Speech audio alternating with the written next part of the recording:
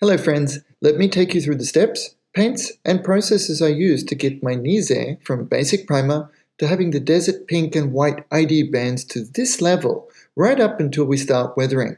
This might sound funny, but can you believe this is my first ever desert pink finish? And I have no idea why. I absolutely love this so far, and I'm really excited to be sharing this with you.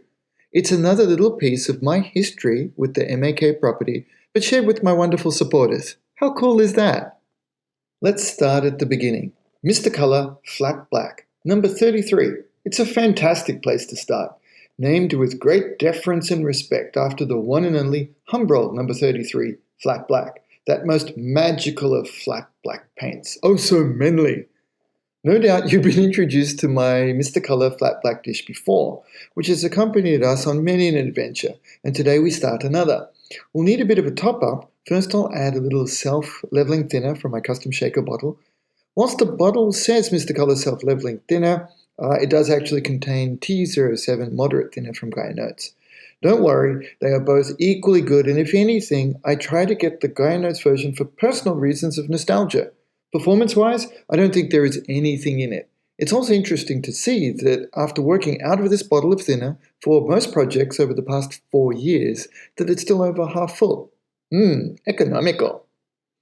There's not enough paint left to use my wave stirrer to bring it across.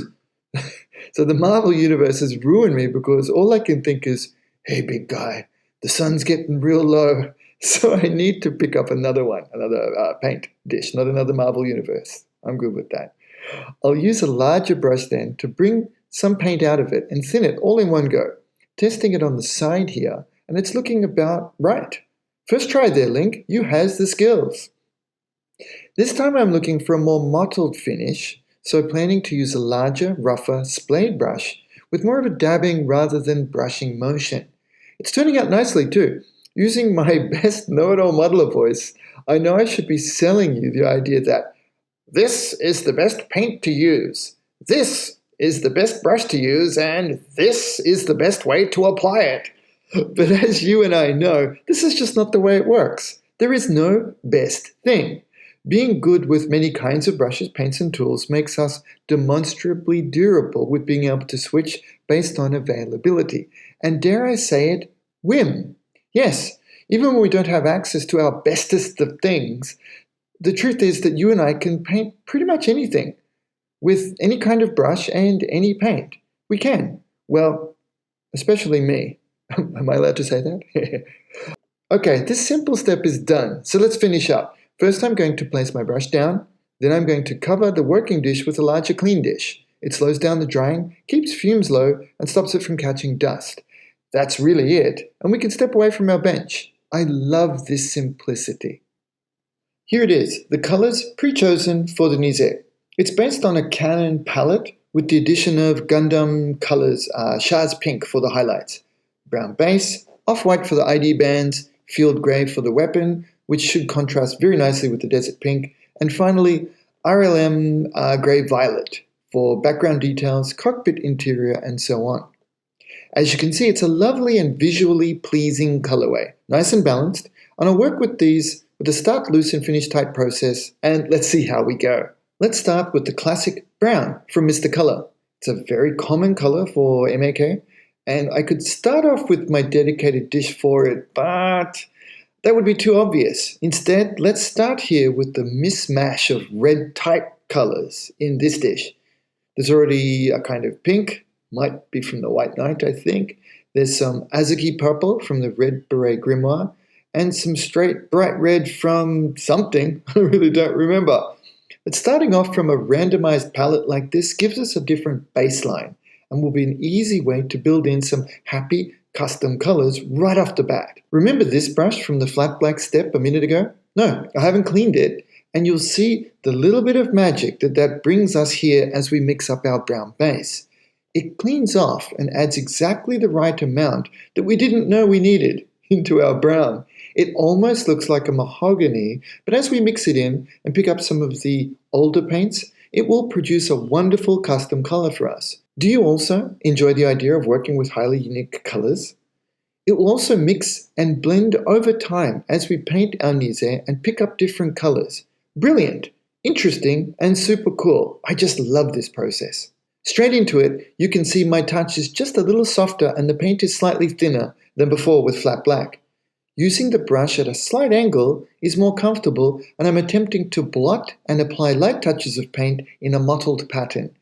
If we were using water-based acrylics for this step, I would do it in exactly the same way and at a similar dilution with water. It's not completely specific to the paint type. As this is not fine detail work, we can also move quickly and loosely. Coverage via a loose base sketch is our goal here. Hello, bubbles. Excellent, we can see them clearly here. First of all, not to worry whatsoever. Bubbles will happen. In this case, if my paint were a little thinner, they would occur less, but it would not cover as well, so there's the trade-off. In addition, this dabbing motion simply produces more bubbles due to the mechanical action. Simple brushing, brush strokes, definitely produce less, but again, different effect. So, how to deal with them? First off, most bubbles resolve themselves and tend to pop when you don't fuss over them. Really. Next, as we feel the paint dry on our brush, and therefore also the model itself, we can come back and touch the brush into the surface and it will work the bubble back in and also produce little bonus artifacts in our finish.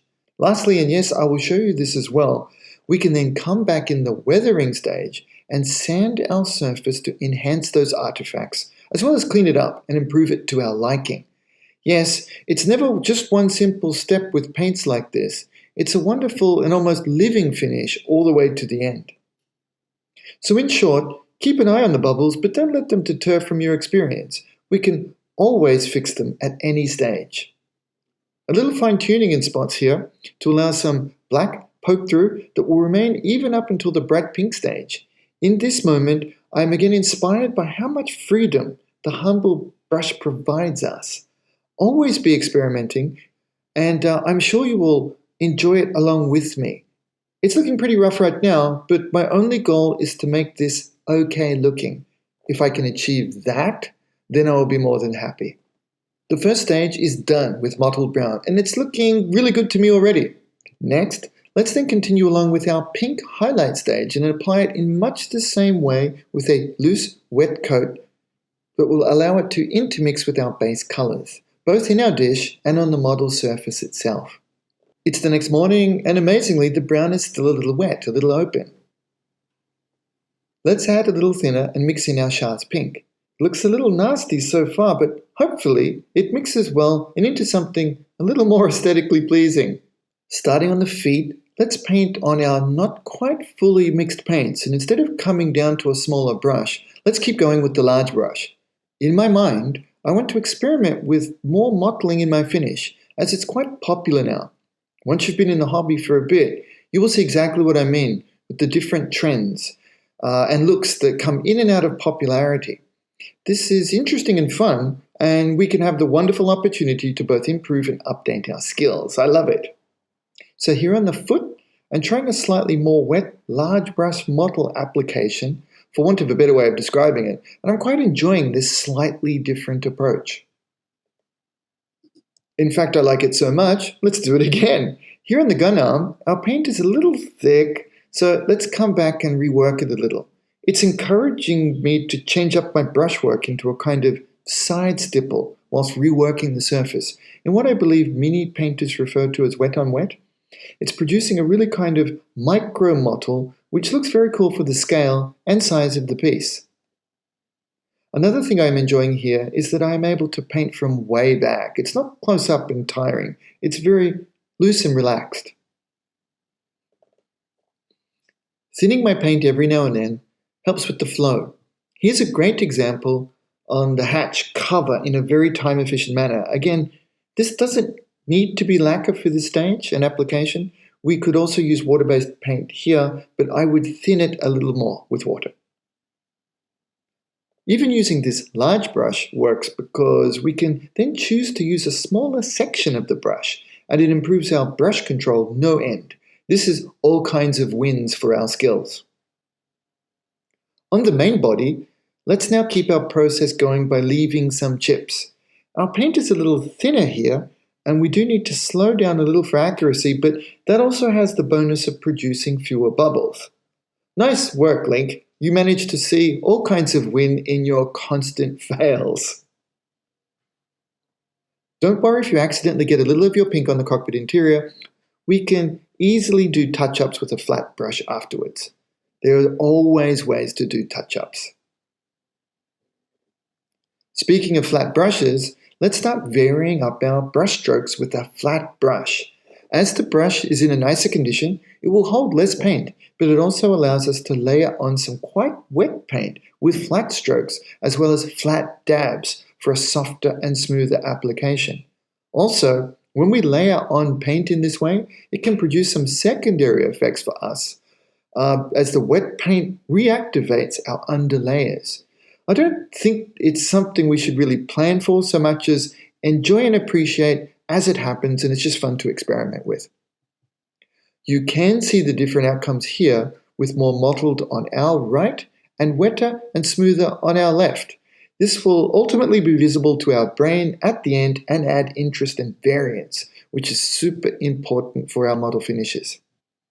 Topping up with a little more Shaz Pink, and yes, it's continuously brightening up our base and adding a new top layer color.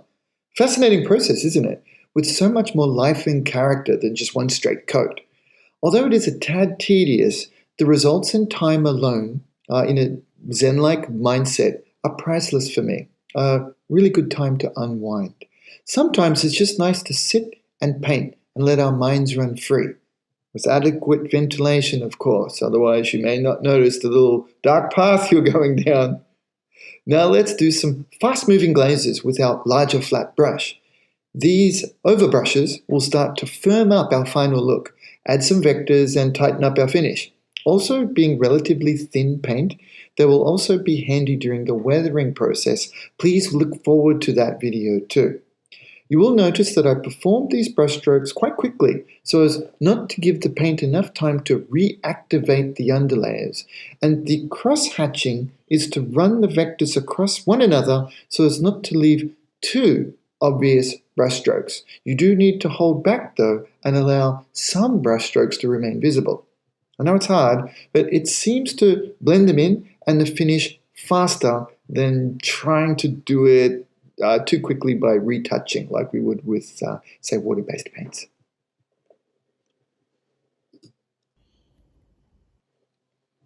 We are getting close to our final finish. Now it's time to add some details and highlights into our finish. Let's bring in some pointy brushes, starting with a medium size. I think it's a size 2 from the AK Orange Handle ranges. And then the other one is about size 1 or slightly smaller. The paint is quite thin here, but this will add a brighter spot directly into our paintwork as it settles in. Think of it as the opposite of mottling in that it's a bright spot rather than a shadow from underneath.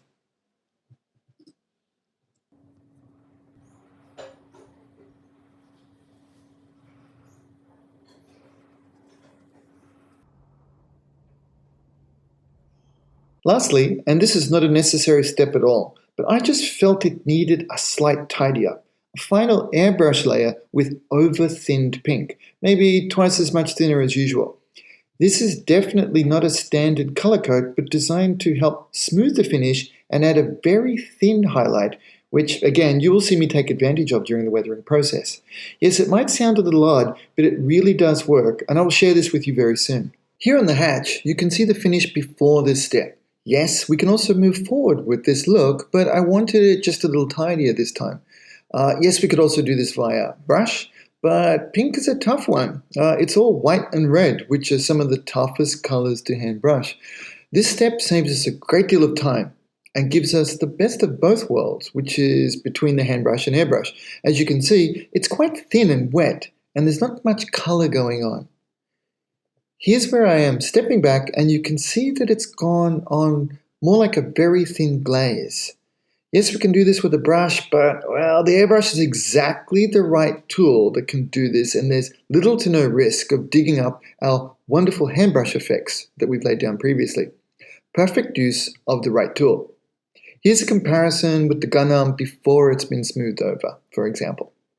Lastly, we can also use our airbrush to highlight the model from above a little more by spraying in a kind of zenithal direction, using our brightest pink paint whilst looking for spots that need a little smoothing over. You can see the lovely paintwork remains underneath and should be nicely visible in some of our close-ups at the end, whilst also providing us with a pathway for some of our weathering effects. There it is. This has been my first ever attempt at the Ma.K Desert Pink color coat finish, and I'm most pleased with it. Not perfect, but interesting and great for the first try. I hope this gives you some ideas for your desert pink color too. Lastly, for the paint steps, let's get to work on our ID bands. I've let the paint finish harden up overnight and come back and mask with 6mm Tamiya tape. The width of the ID bands is not fixed at all. It's all part of the design learning from Koyokama Sensei. This is the thinnest I've used on these Strahl suits in the past. The thickest was up to 10mm wide tape. If you are not sure, the obvious hatch on the gun arm that is usually part of the ID bands is 8mm wide, and that would be a fine place to start for this model. I've cut the tape into 30mm lengths for working around the back. Let's also use the panel lines on the kit as marking points. Using a mechanical pencil, I'm gently drawing a fine line around the tape using it as a stencil. Yes, by using a pencil, we can erase this if we make a mistake or if we don't like how it sits in our finish. Easy. You have more control over your work, of course. Getting the pencil line over the casting marks on the armor was extra fun. The white is a mixture of Mr. Color Off-White and Mr. Color Character White. There is some Gaia notes in this. It's Gaia notes white gloss at the bottom of the dish. Sorry, I couldn't completely eliminate it. Working on the front first, I'm moving up close to the outline, but perhaps a little back so that I can walk the brush up close and get a nice straight line.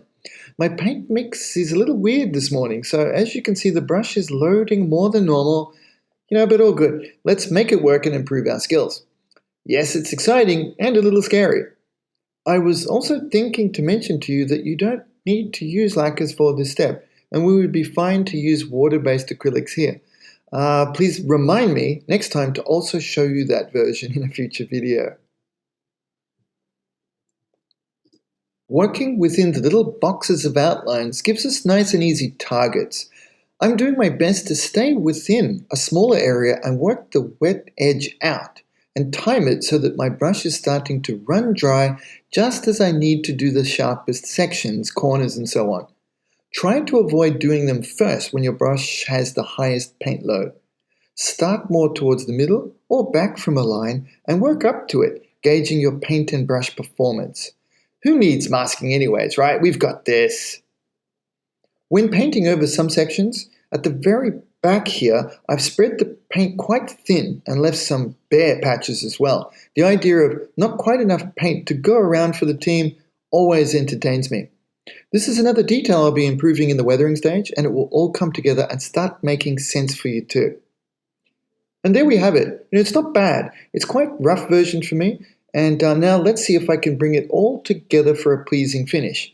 By all means, if this is too rough for you, you can always do a more solid line. But I do suggest we try to be brave with our ID bands. Push our comfort level envelope and see what we can come up with.